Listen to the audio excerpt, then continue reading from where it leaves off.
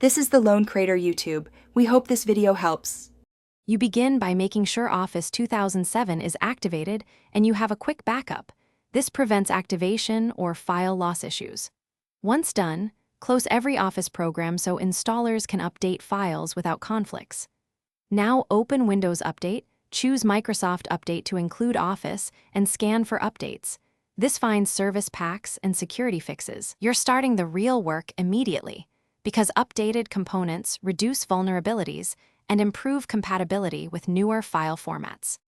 You look through the update list and pick Service Pack 3+ critical security patches because they consolidate fixes and improve stability. Then download.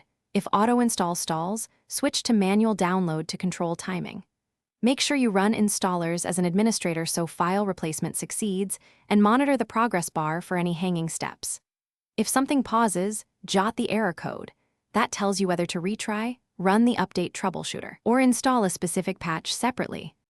You finish by restarting the computer to let Windows register updated components and complete pending operations. Many fixes only finalize after reboot.